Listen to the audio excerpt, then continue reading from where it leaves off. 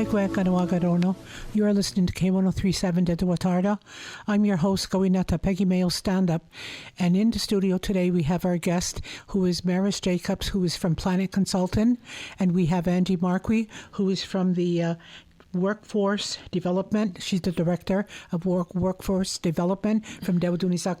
So today you will be talking about the press release that was sent out yesterday, and in regards to the fact that you will be collecting data starting on June the 6th, if I'm right, June the 6th, and ending on August the 31st.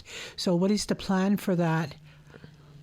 Well, we're starting collection, like you said, on June 6th, and the idea behind this particular consultation project is to get an accurate picture of the job market in the community. So we're targeting businesses, big and small.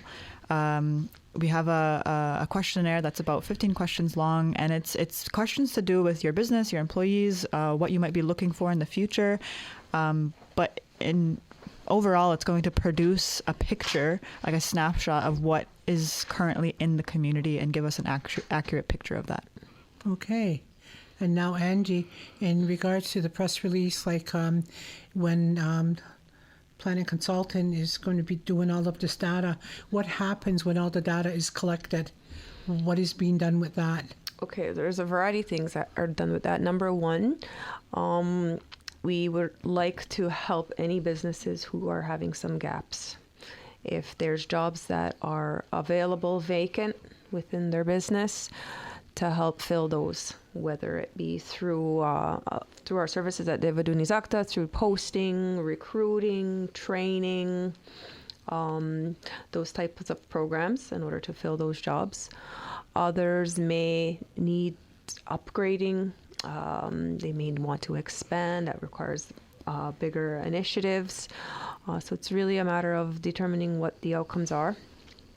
More longer term planning for our youth to provide this information on jobs, because we are also going to be asking our, not only the businesses, but our organization, like for succession planning, what type of jobs they're looking for more into the future. So if you're young, and not sure what career you may want to go into, what types of jobs, if you're looking at college, CJEP, things like that. If you need to start getting into STEM careers, math, all sciences, we have an idea of, we know already, right, our hospital. Mm-hmm. We would love to have another Kanawagi doctor, more dentists, all that kind of stuff, nurses. So we'll be able to guide people into future careers as well. Well, that sounds really great, because I believe in doing this consultation process. It will also give us an eye on everything, what the needs of the community are, because what Angie just mentioned, and it's so true, I didn't think about that, like to the future part of the hospital, but just never mind that, just like the Court of Ganawage with the expansion, our own lawyers, our own paralegals, everybody. Yes. I mean, we have some, but obviously there's a need for more. And the only way you're going to find out is by doing this. And sometimes it's easy for us to say, like even here, like there is futures. There's a future for everybody. Mm-hmm. But what are the jobs called, and is anyone interested? And how would you find out unless you do this? Yeah. For me, I cannot imagine. I mean, when you're young, you have all these plans. I want to do this, I want to do that. But actuality sets in and you decide what you want. So could you expand a little bit more, Maris, as to how you're going to be doing this and some of what your questionnaire could look like? Yeah. So we're doing data collection in a variety of ways, but primarily you'll be contacted by email. Because there's close to like 500 businesses in the community, give or take. We're relying on mainly an online form that you'll be sent to fill out. However, we are accepting appointments. If you'd like to make an appointment, you can give us a call or an email. All that contact information will be sent out to you. For people that have multiple businesses, sometimes it merits a meeting in person to go over the details of that. We'll also be meeting with larger organizations who have many employees within their structure. And obviously, some of these questions, typically when people hear from me or from PlanIT, it's because I'm calling them to do some kind of short, quick survey. These questions are not something, it's not quite something you can answer on the spot over the telephone. So that's why we send it out by email. You have a chance to look at it. If you have a big organization or business with more than 10 employees, it might take you some time to think about that before filling it out. But we are doing, in-person appointments, kiosking, if you have questions by telephone. And we also will offer a mail-in option or drop-off option by paper. Mm-hmm. That sounds really great. So now, Angie, getting back to your position as a director, when people are coming in like to ask for help in different things, like if they're not really sure, all of this data collection could basically help you to steer this person to the right place? Possibly, if we have a certain business, we see it right now, right? Certain businesses are looking to hire.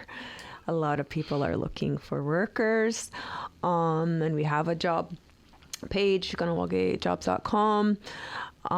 But if we could match people directly to some skill that they have to a job, that's something we could do. Like I said, something in the short term, something medium, long term, something you want to train for, and say a business knows they're going to expand. Like, let's give an example of a hotel, right? They're going to expand and they're going to need a hotel manager. They're going to need various chefs, cooks. We know that. So if you go to training now, you'll be ready just in time to jump into that new business, that type of idea. And we do know that it will become a reality. Mm-hmm. So therefore, and then also with the upcoming cultural center. Yep. With the rebuild, the building of a brand new building that will be theirs, yeah. And also with the theater attached to it as well. Exactly. So you can see there's going to be all kinds of offshoots of jobs. Creation. Mm-hmm. So I'm hoping that people out there that are listening will tap into this survey and to answer the questions, because I think it's important. And it's the only time that you really get a true picture of what people's needs are is when they participate in it, because it's one thing to think that's what they need. Yeah. But perhaps it's not what they really need. They need other help, but we don't know it. Yeah. So it's I think it's a really great thing, and I don't think I can participate in it because I'm on the board, so I wouldn't. But it's something that I've always loved doing because I love giving my input. And I feel that some of the input that I have has really helped some people that I'm aware of, because they'll go here, do this, do that. And that's what I'm continuously doing and trying to stress to the young people, get out there, go look for a job, Yeah. If not, go for training and go back to school. And it's never too late, as we all know. Definitely. Maris? I just wanted to mention that we wanted to make this for businesses something that important that they're contributing to. This is not just like a run-of-the-mill survey we're doing. It's really going to set the groundwork for, like Angie was talking about, future projects, initiatives, resources. So, we have a lot of businesses, like we said, that are looking to hire employees, that are posting jobs, and maybe they're having a hard time filling them or finding the right person with the right qualifications for that job. So this is a really exciting first step into how we're going to improve the job market, but also opportunities for youth, like Angie said, for business owners, for people looking for training. So you are contributing to a larger picture.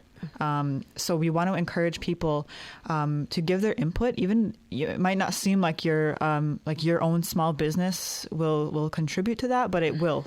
Any input that we get, any data that we can collect is going to add to that larger picture, and overall help Kahnawake in the long run, from youth all the way up to elders who might still be running a business or an organization or a nonprofit. So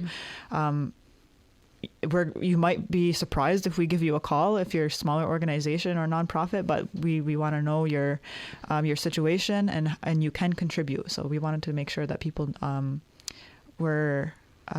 know that their information is important for this project. No, that's really awesome to hear that, but I'm well aware of it as well because of the fact of the Kahnawake Golden Age. I mean, we're one of the beneficiaries of getting all this help in, and we still have a lot of needs. You know, there's many, many needs. And right now, it's we went through a horrible time with the COVID in the last 2 years being shut, but we were also very fortunate for the curb dollars. Very, very fortunate. If we didn't have that, and then the rentals that we have from the Court of Kahnawake, but I mean, that leads into other things because we do need positions filled and we do have needs. So that's something that we have to look forward to. So I believe that all businesses in Kahnawake should be partaking in this, and perhaps it'll be the perfect thing that they're looking for. And then through the workforce, then it can develop more things for them. So Angie, in continuance of what Maris just finished saying, how do you see it helping? When all the, like I already asked you that question, but if you could just expand a little bit more on it. Helping the community? Yes. Well, definitely one of our focuses is our business retention and expansion. So we want to ensure that current businesses, especially during the last 2 years of COVID, who've been struggling, find it hard to, number one, retain their employees, pay their employees, upkeep their business. But they're still running, they're still operating. We want to be able to help them on this end with their jobs and their needs. In this day and age, a lot of things are improving technologically, right? So if they know that in order to compete in the labor market, whether it be through e-commerce, through technology, what have you, they're going to need people with the skills to fill these types of jobs. So we could prepare. Again, it's about preparing, being proactive, sending people to training, to get educated in order to fill certain positions, some that may not even exist right now, but they will exist even in the coming future. All right, we'll be taking a short break right now, and when we come back, we'll continue our discussions with Maris Jacobs and with Angie Marquis regarding the press release that was sent out from Dawdonizakta in regards to PlanIT Consulting that will be doing the data collection beginning June the 6th. So you're listening to K103.7 at the Watarda. You are listening to K103.7, Deta Watarda. I'm your host, Gawinata Peggy Mayo Stand-Up, and we'll continue our discussion with Maris Jacobs and with Angie Marquis. And when we took our break, we were just going to be speaking about the incentive program that you have, Angie. Perhaps you'd like to tell us more about it, please? Yeah, so for any survey, usually not survey, but questionnaire. We're not calling this a survey, by the way. Questionnaire. We try to encourage people to complete the questionnaire and offer some sort of, usually here an iPad or something like that. So for this, we're offering one of our workforce development training program dollars, I guess you would say. So we have a maximum of $1,500 to provide for a training. For somebody working in one of our local businesses, whether it, upgrading and whatever type of job they do. Maybe they're a waitress, but now they have some skills and they want to work in the accounting department. So if there's an accounting training they want to take, we offer this workforce development training program up to $1,500. So one of the businesses who complete the questionnaire is going to receive this. Well, that's quite awesome to hear that. Yeah. And Maris, now that you'll be starting, as you said, you mentioned that all of the things will not be sent out, but it'll be done by email for them to participate in it. Yes, so everybody's going to, we have working with the Dawdonizakta Business Directory, and we actually did a collection similar to this back in 2020, I believe, in the fall of 2020.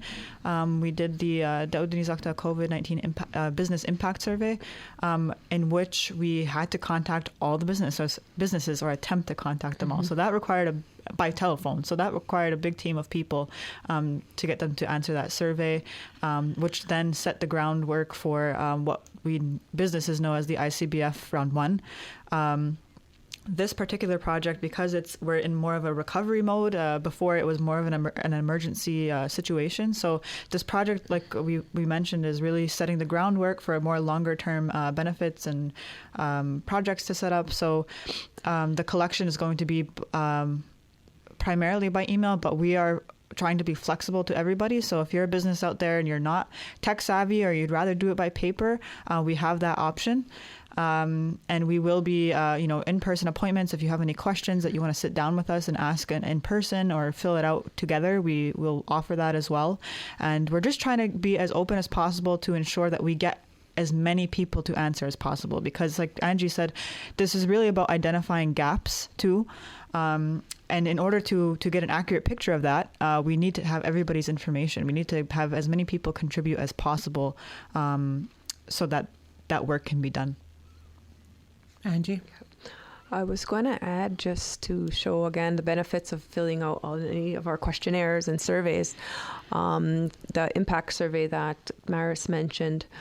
Our construction industry, we used the results of that survey to create our most recent carpentry program.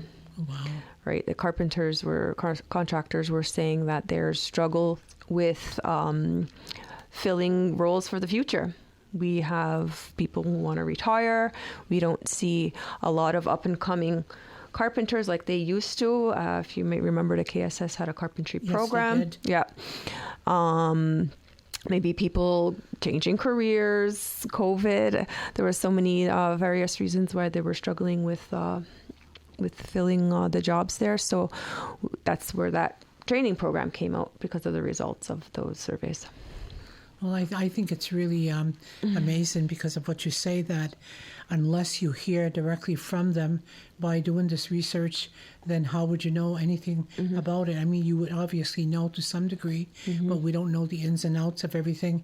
And perfect example was in regards to the program that used to be held at KSS, and now I don't believe they have it any longer. No. And I mean, so anybody who's young and that wants to learn carpentry, where do they go? What do they do? Yeah, well, right now, most of our students go to Huntington.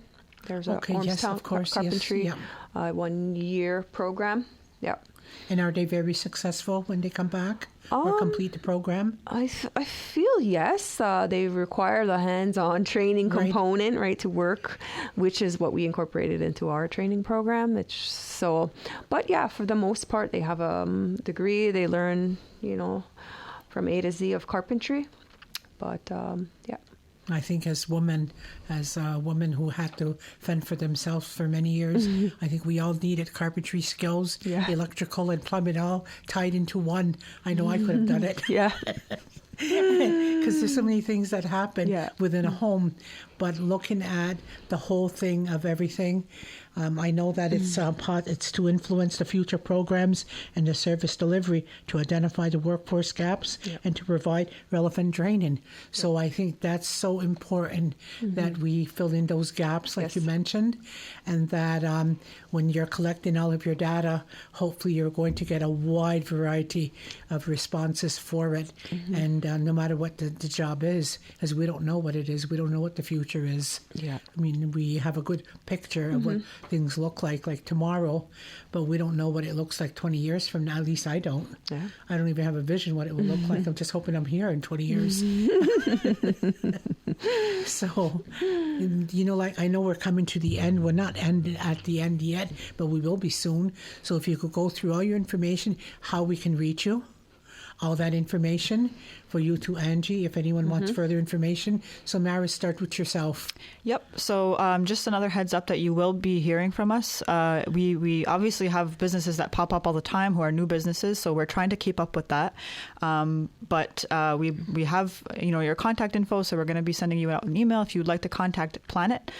You can reach me at Maris, MARIS, at planitganawage.ca. or at my number 514-971-8077. And I just wanted to mention as well before we wrap up that we have a pretty diverse pool of businesses in Ganawage, and we have a lot of solo business owners, people who had an idea and they started a business on their own and they don't have any employees. This still applies to you. We tried to create as much as we could a one-size-fits-all form questionnaire, and but that is a huge group of people that make up our business community. People who are running their business on their own, whether it's a baking or a crafting. It's you still count, and you still can contribute to this for sure. Yeah, even those individuals need training themselves in various areas, right? You may be a baker, but you need to know some other bookkeeping. Exactly, but bookkeeping, accounting, all of that, inventory kind of stuff. So there's benefits for no matter what size business to That's take right. part. Yeah. So how would anyone reach you, Angie? For me, at Denise Akda, 450-638-4280. You could email me, angie.marquis@kedc.biz. Okay, that sounds great. So now I'm getting back to the data collection. It begins on June the 6th, and it'll end on August 31st. So you'll be contacting people through the directory, right? It'll be at random. So I'm really hoping that everything goes well, but it will. It will. And I know that right now there's a lot of businesses that obviously need help. And by looking into this, it probably will be open up the door to look and see the future of what the employees will look like and how to get the employees and how to, like one of the main things you said, and it's so true, about the retaining of the employees. And if you don't have, now that businesses are coming up, so we will be closing our show in just a minute. So would you like to say anything before we end, Maris? If you're a business owner out there and listening, or maybe if you're an employee, let your business or organization know and encourage them to participate. It's a fairly painless process, when we do have a pretty nice timeline to work with, so we encourage everybody to contribute to this. It's going to be great for the future, for youth, for business owners who've been in the game for many years. You can contribute to it in many ways. Okay, Nyawakawa, Mara, Angie. Yeah, and I just wanted to thank PlanIT for working with us on this project. They're always our go-to. They're doing such a great job with all of the projects that they work on in the community. So look forward to working with them, finding out all of the jobs and what's needed in our community so we can continue to build. All right, Nyawakawa. Have a wonderful afternoon. So you're listening to K103.7 Dedewatarda. I'm your host, Gawineta Peggy Mayo Stand-Up. And also for the press release that we talked about, it's available on the Dewadunizakta website. So if you want to see it, you can go for it. So right now we will be, the news will be coming on with Jeremy Zafran, the 1 o'clock news, followed by the 1 o'clock jump with Susie D. So Ona Kiwahi, see you next Monday. Ona. Oh no.